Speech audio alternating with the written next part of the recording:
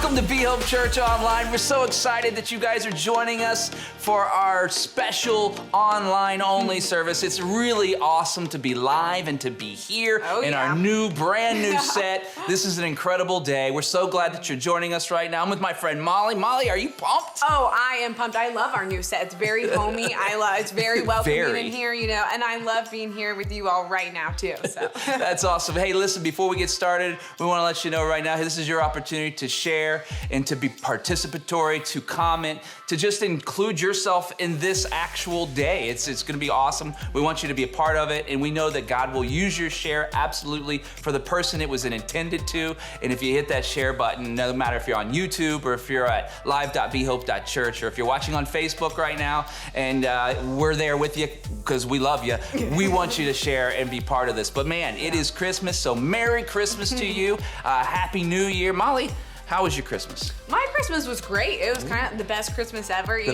best we ever. Did some really fun things, opened up presents, ate a lot of food. How was your Christmas? Your first married Christmas. It was. That's awesome. Yeah. My Christmas was probably a little bit better than yours. Oh, okay. Because it was just incredible. It was awesome. Yeah. What'd you get? Did you get anything good? Yeah, I got a PlayStation 7 and a Xbox, whatever the new one is. Everyone else has been looking for them for months, but I got them all. I got them all. Wow. Yeah, what about Tesla? Did you get Tesla? I got a Tesla too. Oh my word, that's fantastic. Yeah, I was very blessed this Christmas, is what we would say. I'm just joking. This isn't even live. What day is it today?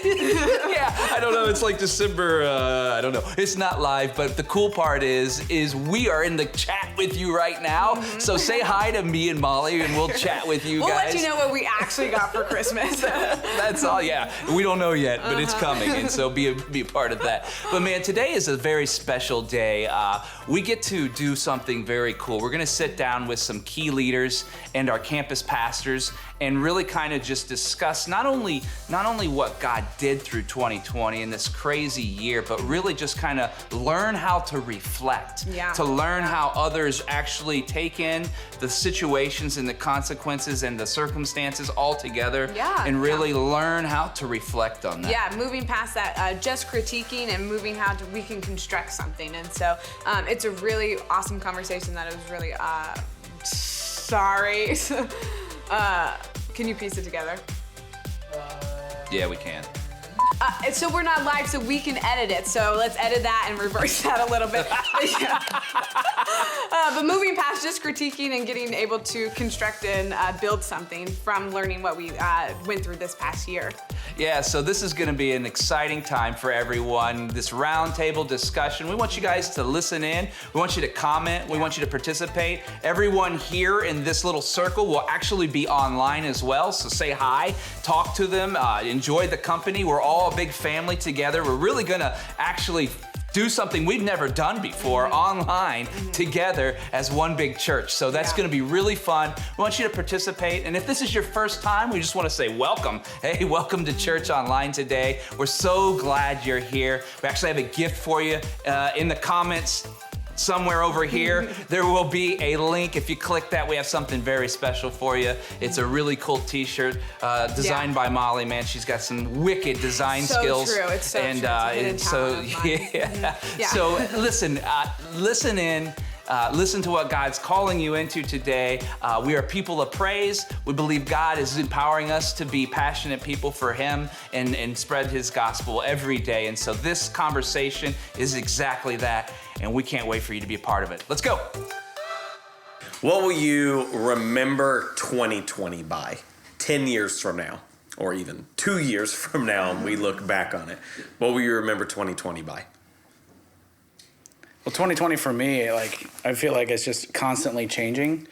And so I'm constantly changing. And everything that I thought was normal is not normal anymore, which is it's taking a lifetime of change and putting it in 1 year. But it's been really cool to be able to see where I've grown and all of that, and to where I can shift and I can focus and I can find areas of growth. And that's what 2020 has done for me, is it's really put a lot of stuff to the surface that I know I needed to work on or that I needed to address with my family or with my friends or with people that I go to church with, and all those different things. It brought a lot of stuff to the surface to where I was able to see where I needed to adapt and change. And so I'm hoping that's going to continue to be able to have that posture, but that's big for me. I do feel like that's a really good summary of it, though, because I feel like 2020 was the year of like unveiling, and it was like, oh, I didn't realize how much I was relying on my circumstance to provide me the joy that I need. And then it was like, oh, your circumstance is just at your house every day, all day, and it's like, oh, I can't rely on that anymore for that to be what like moves me forward. And so it was like, that did bring up a lot of stuff, and so it was difficult, but it was also like, okay, we're figuring out, and where do we go from here? So I think this year brought a lot of change in our family as well. When you're forced to spend so much time and everything gets cut out of your schedule. Get to. Anyway, when everything changes and all of a sudden we've been saying for years, oh, I wish we could slow down time. Wish we could just capture this moment with our kids. We literally did when we had nothing every evening, but it made me realize there was so much we needed to change in our family dynamic with, putting devices away and talking to our kids and making sure meals are spent around the table. And it really changed, I think, our relationship with our kids, which I'm thankful for. I think 2020 was the year that we learned how to live day by day at times, especially early on in the year, where it's like, not only did we do that in ministry, we had no idea what was going to be even going on the next week. Is church going to be open? Are we going to be quarantined? Are we still going to be stuck at home with our families? But at the same time, like, I think for us, for me and my wife, it taught us how to live in a different way, because we are very much schedule-oriented people and weekly rhythm people, and all the rhythms got destroyed, and there were no rhythms anymore. And it's like, oh, we need to find things to do every single day and figure out how to spend quality time together, figure out what the balance of work life and home life looks like. And we got really good at cooking all of a sudden because everything was closed. But it was, in the same way, it was kind of, in a weird way, it was kind of refreshing to be able to have that time early in the year and trying to look back on that and say, hey, what are the blessings that we can pull out of this that, may never happen again in our lifetimes without those rhythms being established. I think of the piece of when you read through Exodus and God is feeding the Israelites every day. And it's like every morning it's going to be there. And then they like kind of start rebelling and do other stuff. And you're like, how could you do that? Like, he's so consistent. He's so faithful throughout it. And then you go, yeah, I don't know if I could have done that. Like, I mean, honestly, just to trust, like, I am literally going to exit this day with nothing and trust when I start the next day, God will give me everything I need. That was 2020. So, Robbie and Molly, so we're talking like launching different things. And no one launches a ship for the first time in the midst of a hurricane. Like, we done it like that. Nope, wait. And we launched two things this year in the midst of a big old hurricane. What's that been like, launching within the midst of a storm? I'll take that first. So, so we originally, Ironton, we were originally going to launch in February, and then we had, for other reasons than COVID, we had pushed back a little bit to March, and then COVID hit. And so then we were very much in that territory of, we don't know what to do, what's best right now. And so we ended up launching, pushing back to June. And throughout this year, I feel like, I've described to several people that I feel like it's like you're pressing the gas and the brake at the same time, because you're constantly trying to figure out, okay, we want to do things to connect with the most people in our community, which in the church world, we would tend to go events are a way to do that. And then this year it's like, oh, but if an event's too big, then we're not, that's not a responsible move. So we want to do connecting pieces, connecting events, but in a way that is manageable, in a way that's going to prevent spread of COVID. So it's just been this constant back and forth of finding out how do we connect with the most people, but yet do it in a responsible way. And so I've shared with our team, like, I can't wait for when the season, when this season ends and we can start just pushing the gas and not forcing the brake at the same time. I think it's going to be great. Yeah. But yeah, it's just that constant, I feel like, this back and forth motion of finding balancing that tension in between. Yeah, I think even speaking to that, the lack of clarity of what is the best thing to do right now, and the answer never really came, so we just continued to move forward, and so that's what we did. And it was this piece where I was in that spot of like, well, let's just wait till it gets over. Let's just wait until it's all finished, and then you realize, oh, this is not going to finish anytime soon. So it's like the work of God will never stop and never cease, and so it's like, well, let's see what we can do to participate in that. And so the program that we launched was successful, and we had participants go through it, and we had volunteers participate in it, and it was this really eye-opening experience for myself of saying, acknowledging the fact that God never stops working. And it was there's times where it could be scary of, I don't know if this is going to go over well, I don't know if this is a smart thing to do, but it was like we had to trust into that. And so it was this huge spiritual thing while we were providing entrepreneurship services for individuals in the community. And so I think it was such a personal thing for all of our Hope Team members too, because we're very logical. Our team is just very logical. And so when you don't have that clarity, it's easy to stay stuck. And so I got to see this transformation of them pushing forward through that uncertainty and just trusting in what God has for us. And so it was this beautiful thing. And so we're just ready for the next season and ready to do whatever comes next. But yeah, it was difficult. It was difficult without that clarity. So Yeah, I think it's been really hard to figure out how to meet people where they are when you can't really be near them, because we still do have a lot of Hope Team members that may or may not be back and are kind of in different phases of their own precautionary measures. But for people we haven't seen in a long time, it's really hard to minister to them and to check in on them in some way that's more than just a phone call. In some way, it's like, hey, how are you really doing? We haven't seen you in 3 or 4 months, and I want you to know that we care about you. But at the same time, it's hard to show that because we can't go out to lunch anymore. We can't do this because a lot of things are just unsafe. And that's been a real challenge, I think, across the board this year. Is just figuring out how do we meet people's spiritual needs and emotional needs as best as we can when we just can't be physically near them. Yeah. Mm-hmm. So I think it's an interesting thing when you look back on the year and we go, when Celebrate Recovery came back, it was massive, the amount of people who were there. Mm-hmm. And you go, of course it was. Mm-hmm. Of course, in the light of all these things going on, of course it was. Mm-hmm. And I think for me that's been the most frustrating thing within all this is to go, every single individual, like from day one within this, we said as a church, like, hey, we're going to use wisdom and grace. Use wisdom in your own decisions and have grace towards the decisions of others that are going to be different than yours. And everyone has such different perspectives and unique struggles within this. And some people, it's physical health, and other people, it's mental and emotional health, and other people, it's addiction. And so I think one of the hardest things within all this is to empathy is never cultivated at a distance, and we are socially distant. And so how do you cultivate empathy within people who are living, and not just within people, I'll say, how do you cultivate empathy within yourself when you're not up close to people who are experiencing things very different than you? Yes. And so, like, I look at it, even the decisions that we've made as a church, at times when we shut down and we're online, and at times that we've met together and had extreme safety practices, and other times when we've had responsible safety practices. And I think it's interesting because some people look at those different decisions and they see them through their perspective, their lens.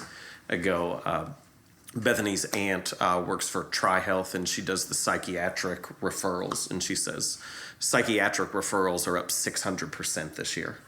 And we look at depression and addiction and suicide rates, and they're all up. Mm-hmm.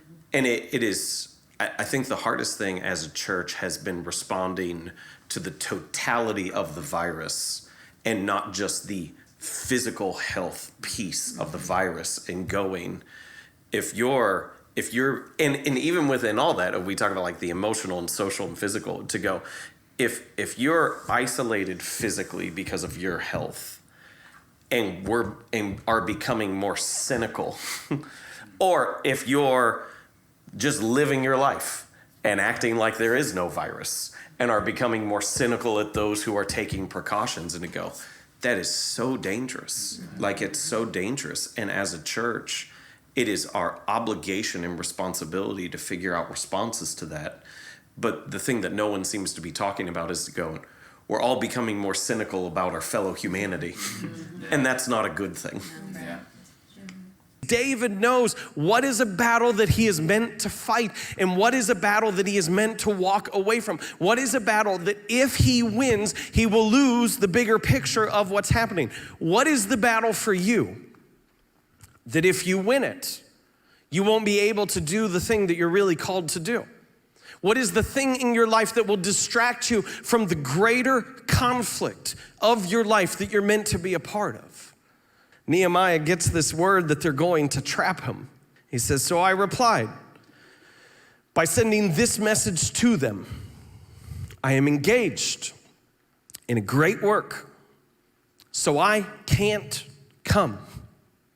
There are things in your life that are going to come before you, some in the form of opportunities, some in the form of conflicts that you have no business engaging in.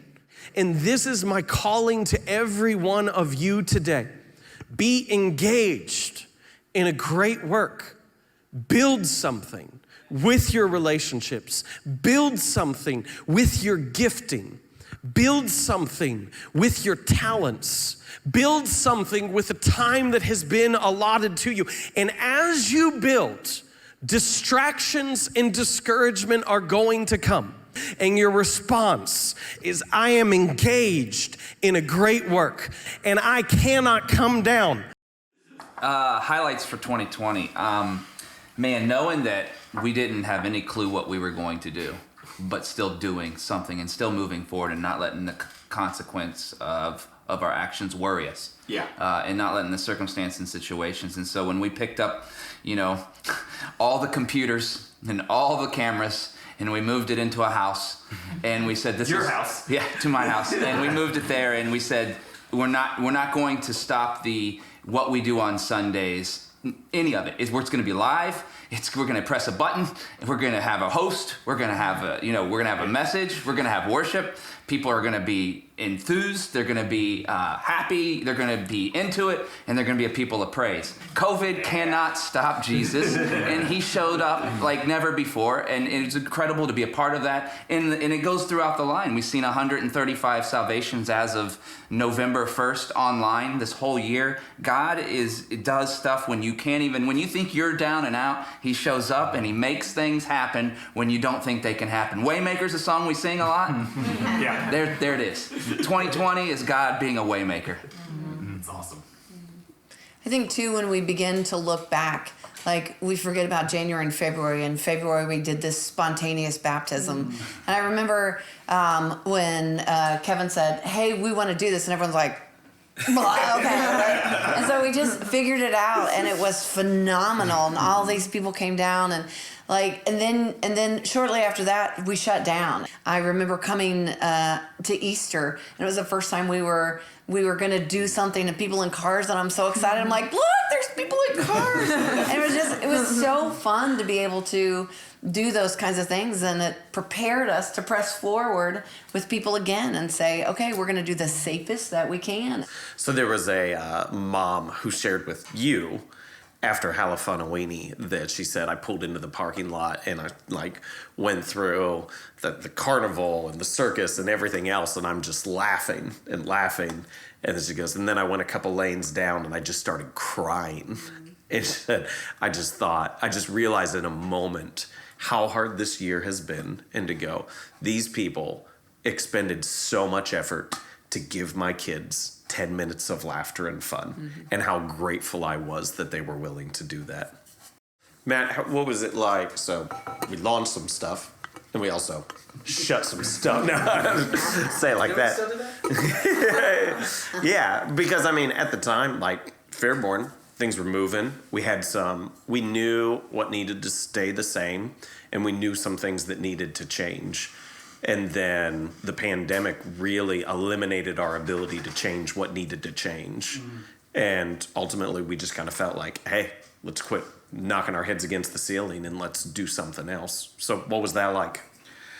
Well, that was a lot of fun just to kind of realize, we felt like at the start of it, we decided to end the lease, and we felt like that was the right decision to make, to be good stewards with what we were doing. And we had that excitement of getting into the school district. All those different things were going on.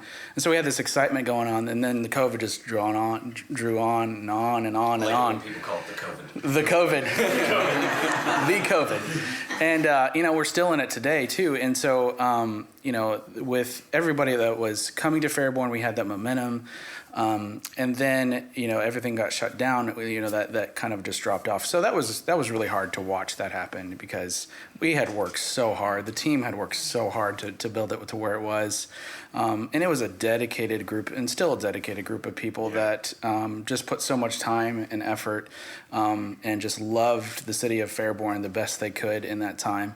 But I'm just so proud that, we were at a point where we weren't meeting and we were trying to come back, and we had concerns with a group of people that were in our group that were higher risk, and they said, we still want to get together. And so they said, well, how are we going to do that? And they figured, let's go to the park. And they just totally took it upon themselves to do whatever they could just to get people together again, and to be able to worship and to be able to be hope in Fairborn at the same time. And so to see all the things that happened throughout that, it's really hard to see that that piece where people can tap into that unleashing that hope in Fairborn, but they can still unleash hope wherever they are. Yeah. But the best part was to be able to see people grow, people lead, and be able to say that they did this. We were closing up and leaving the place where we were in the shopping center, and there's a guy out there that was standing out there. He was we're pretty sure he was homeless, and his name was Clinton. We talked to him every day, helped him out here and there, and he helped us move some of our chairs into the van to get us back to move it. And he was saying, so sorry you guys aren't going to be here anymore, but hey, guess what? You guys did it. You started it. That's awesome. And as a guy that we were ministering to, he ministered to us in that moment. And to know that we made an impact just in Clinton's life was just amazing. I think that's a powerful thing. At times, you just need someone, regardless of who it is, to say, you actually did what you set out to do. That's awesome. The same spirit that lives in Daniel lives in you. The God of Daniel is your God. Earlier in this year, before a pandemic, before everything else, we did a series on the Holy Spirit. And we talked about this idea that the very Spirit of God lives within our souls, animating and energizing us, guiding our steps, propelling us forward, giving us power from the Most High. That same God who used Daniel to shake a kingdom and show that the Most High God is sovereign over the nations of the earth and gives them to anyone he wishes, lives in you, guys. Lives in you. Do not discount your life. Do not sell yourself short. Be like Daniel. Because the world needs your conviction. The world needs your courage. Your family needs your leadership. Your workplace needs you to come in already full. Not to say I'm gonna draw meaning from my work. I'm bringing it to it. I mean, I know this isn't a specific highlight, but as I think back through the whole year in general, it's weird for me to say that the whole year could be a highlight, that it would have been incredibly easy to say, hey, all we need to do as a team is, survive 2020. To kick it in and say, how can we save the ministries? How can we keep the church as together as possible? But looking back and hearing the stories of the spontaneous baptisms and the campus launches and, adding a worship service at the Beaver Creek camps, all these things that we tried, and looking back and saying 2020 is a year full of highlights. Mm-hmm. And how easy would it have been for that to not be the case? Yeah. But instead of, going into survival mode, it's hey, no, we're still going to try things. We're still going to believe, like VJ said, that, God can still move, that Jesus is still king, and that, the COVID can't stop that. And that's absolutely true. Yeah. But I think 2020 has been like looking back, one of my favorite years that I've served in ministry, because it was unexpected and we've had to pivot so much and everything has been different every single week. But at the same time, like, what a cool way to see God move through that our circumstances, don't define our joy. Our circumstances don't define what our expectations are, but we can set those expectations because, we know who Jesus is and we know what God can still do in the midst of crisis. That's awesome. What do you have the opportunity to do within the interruption? What can happen now that could have never happened before? What do you have the opportunity to do? And the greater question within that is, what will you do with your opportunity? What will you do with the opportunity that has been given to you in this moment? And there's too much of a narrative in which we get stuck on of like why is this happening? Why is this coming to me? Why am I going through this? Instead, we need to have the perspective that goes, how is God using this? How is God using this moment to spread the good news? How is God using the struggle and difficulty that I'm facing now to further his kingdom, to develop me personally, to increase my faith? And I want to have the perspective of Paul. I want to have the perspective that doesn't just go, God is going to get me out of this. I want to have that further perspective that goes, yes, God's getting me out of this, but I'm bringing them. And I'm bringing them, and I'm bringing them. And I know God will free me from my chains, but in the process, he will free these people from their sins. I'm taking them with me every step of the way.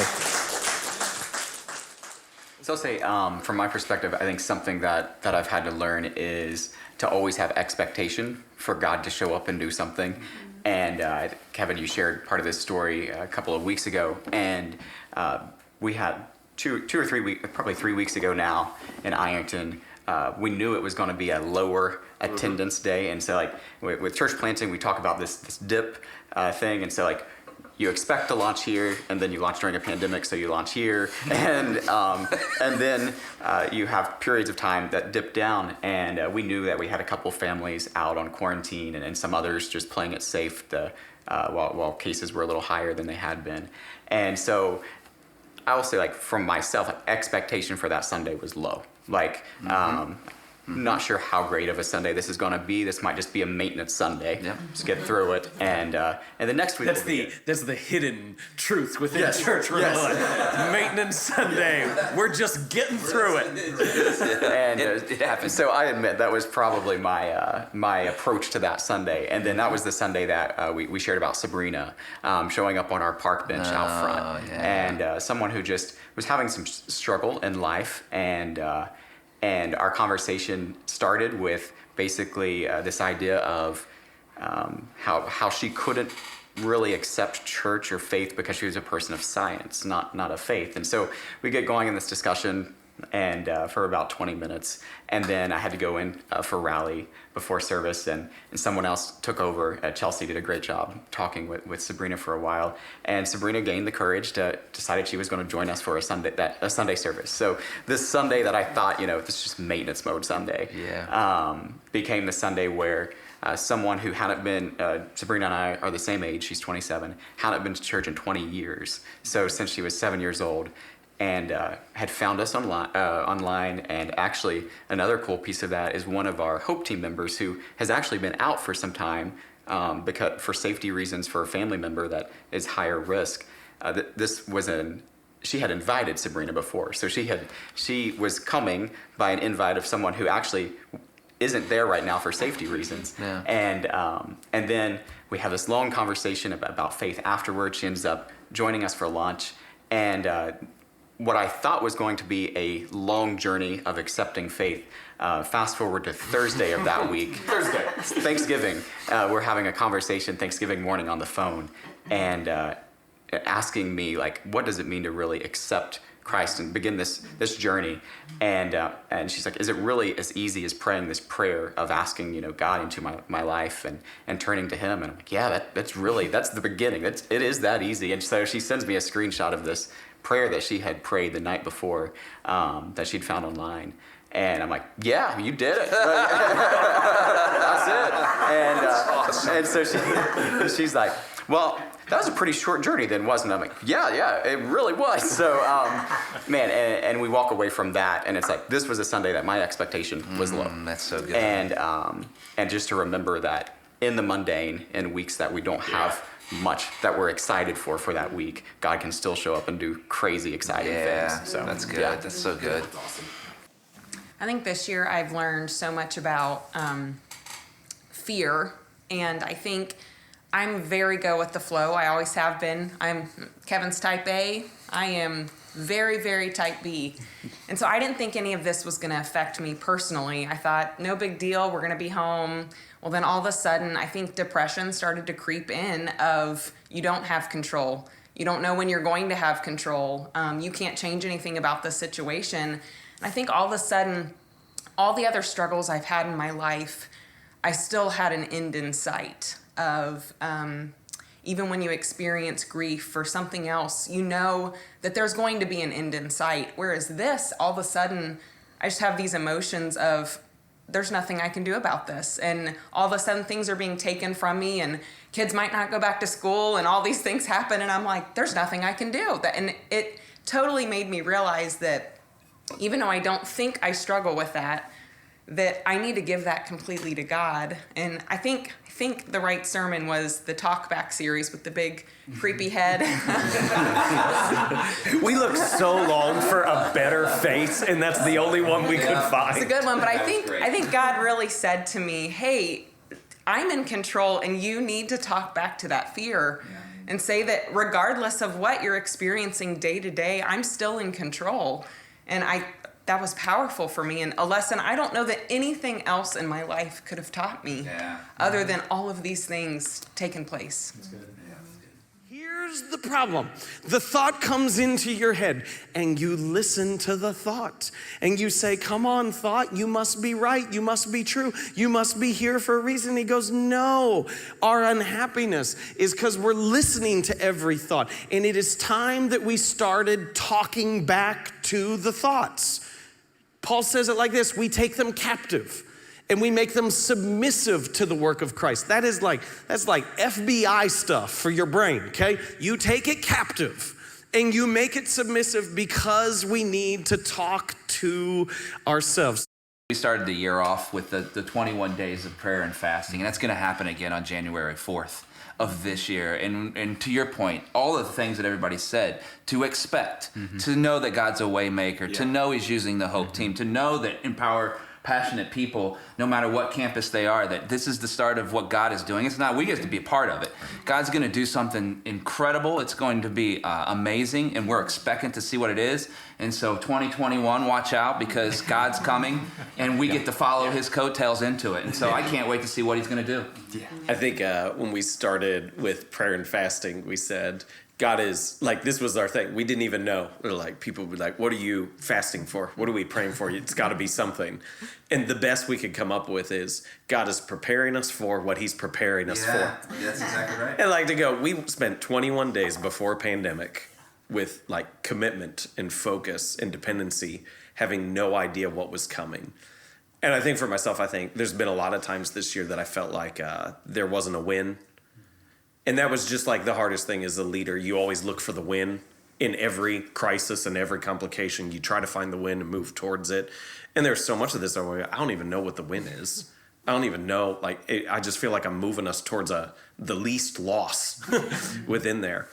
And the thing that I've just kind of really discovered is to go, before God can create the life for you that he wants to create, he has to create the dependence in you on him. And so to go, the win in 2020 was dependency.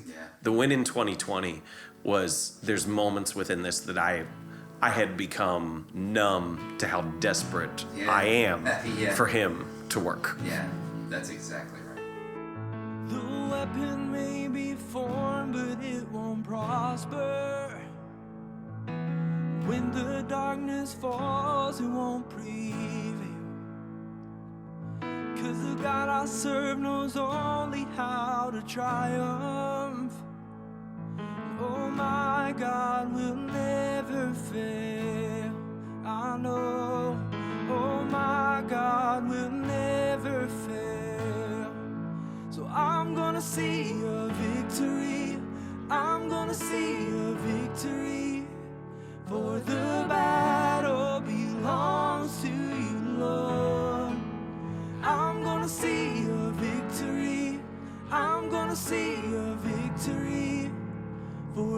the battle belongs to you, Lord. Oh, thank you, Jesus. Thank you, Lord. There's power in the mighty name of Jesus. Every war he wages, he will win.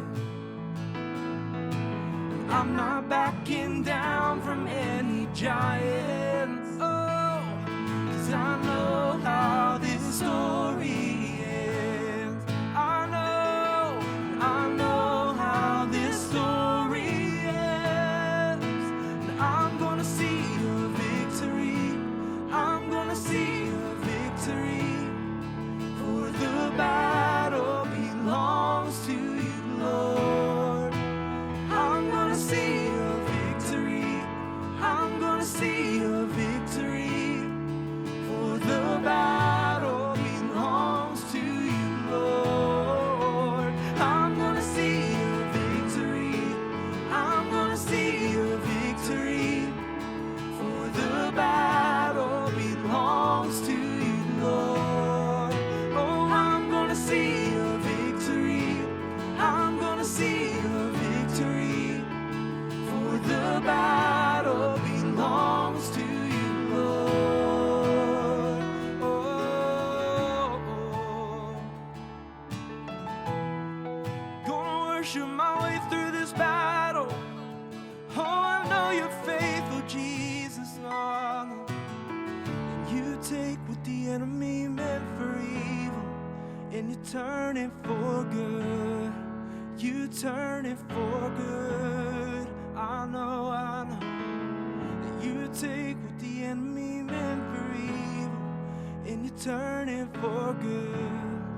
You turn it for good. Lift your voice and say, you take what the enemy meant for evil and you turn it for good. You turn it for good. I declare that you take what the enemy meant for evil and you turn it for good. You turn it for good. Oh, you take what the enemy meant for evil and you turn it for good. You turn it for good. You take what the enemy meant for evil and you turn it for good. You turn it for good. Oh, I'm gonna see a victory. For the battle belongs to you, Lord. And I'm gonna see a victory.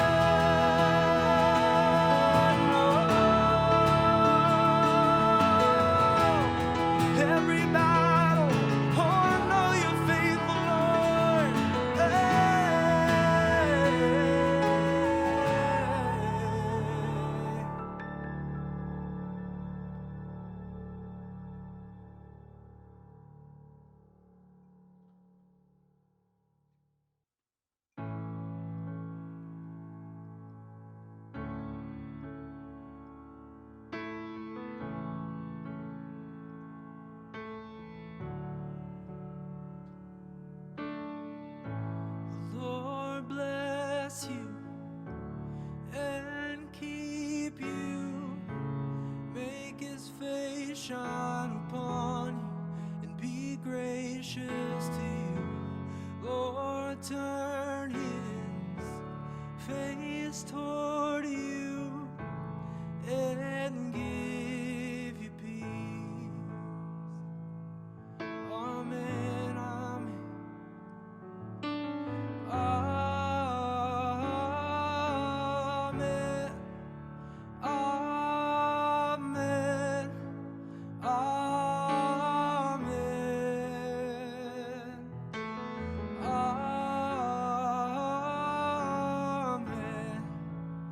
Amen.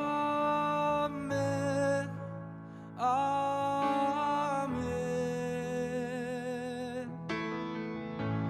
The Lord bless you and keep you.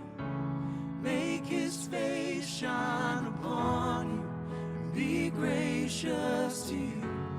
The Lord turn his face toward you and give you peace. Amen, amen. Amen. Amen. Amen. Amen.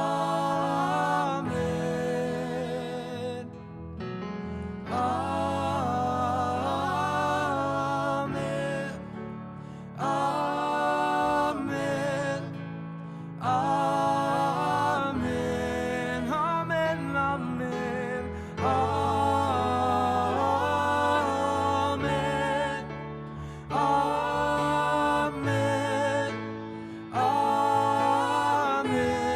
Amen.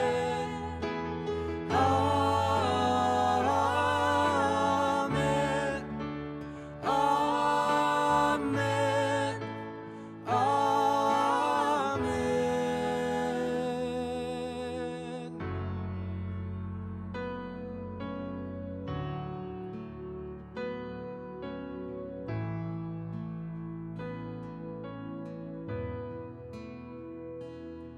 May his favor be upon you and 1,000 generations, and your family, and your children, and their children, and their children. May his favor be upon you and 1,000 generations, and your family, and your children, and their children, and their children. May his favor be upon you and 1,000 generations, and your family, and your children, and their children, and their children. May his presence go before you and behind you and beside you, all around you, within you. He is with you, he is with you in the morning and the evening, and you're coming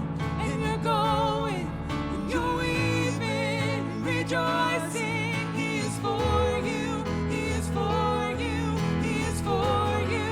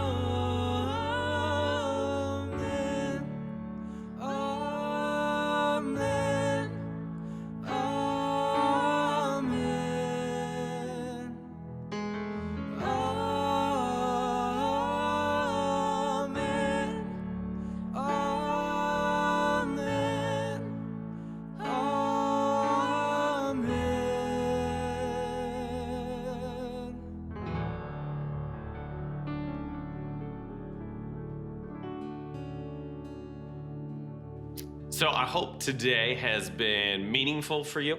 I hope today has been helpful to you in some ways. When we talked about this week, we just said, hey, we want to have a chance to have a conversation, to talk about how God has worked in the midst of difficulty, how God has moved just within us in the midst of difficulty.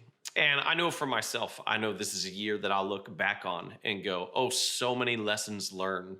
Well, one of the very simple things is to realize how much of my energy was drawn from having a full room and to go, man, the first couple weeks when I was just talking to a camera on the weekends, I had to, my language, I had to die to that motivation very, very quickly and to go, it can't be about the energy in the room or the number of people in the seats. It has to be about what I believe that God is leading me to do. And so I hope that maybe from some of all of this, you can take that in your own life and to go, man, this was a season of preparation. And not every season in our lives is a season of harvest. Some of them is how God is working on the front end so we can receive what he has for us on the back end. But it begins with this. It begins with a confession of dependency on God, how he's leading and how he's moving. And so I want to invite you, even though we're online only today, even though we're all in homes and different places, I want to invite you, if you've never accepted Jesus to be Lord of your life, and it's as simple as going, hey, I know something's missing. I know something's off. And I know God is the answer to that. And there are thousands of questions that you will still have. You do not have to get all your questions answered, because the truth that I have found in my own life is this, is you will never get all of your questions answered. And that's where faith comes in. And so if you've never made that decision, in Romans 10:9, it says, if you believe in your heart and confess with your mouth that Jesus is Lord and that God raised him from the dead, that you will be saved. And so I invite you in the midst of your family rooms, from my house to yours, if you'd like to accept God into your life, to pray this prayer with me out loud.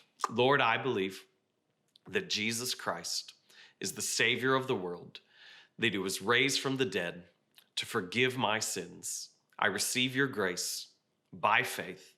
Come into my life. I will follow you. Amen. And hey, wherever you are, praise hand emojis in the chat. Like, we celebrate with you. We are so excited what God is going to do in your life. And to get you started, two things right off the bat. If you text the word ALIVE to 77222, we have a 21-day devotional that we want to get in your hands to get you started. And starting this first weekend in January, this first weekend back, be it at a campus in Ironton or Beaver Creek or online at 9 and 11 on Sundays, we're going to start 21 days of prayer and fasting. And as you heard in the conversation hey, we started this past year with God is preparing us for what he's preparing us for. We have no idea what it is. And now we have a little bit more of a sense of what it is. But this is a time for us to commit. It's a time for us to grow. And so we're going to kick that off the first weekend in January, and then it's going to start the first Monday of January. And I want to invite you to be a part of that, guys, this year, 2021, Shake the Gate. I believe this is a year in which we're going to see God do incredible things, just like he's done in 2020, okay? That was not a year that we passed. We saw God move in powerful ways, and we are especially going to lean into that this year. And so I want you to know, I'm grateful for you. I'm thankful for you. I'm praying for you. Wherever you find yourself right now, whether you're so fatigued by the pandemic, you're taking no precautions, or whether you're living at home because you're concerned and you have physical safety and health concerns that are very, very valid. I am not a medical doctor. I do not play one on TV in any way, okay? I'm a pastor, and I want you to know I care about you. I'm praying for you. I don't want you to be isolated. I don't want you to become cynical, and I want you to be safe, but more than anything else, I want you to be dependent upon God and follow his leading, to love him, and to love those around you in the way he leads. So I'm praying for you. I'll see you in 2021.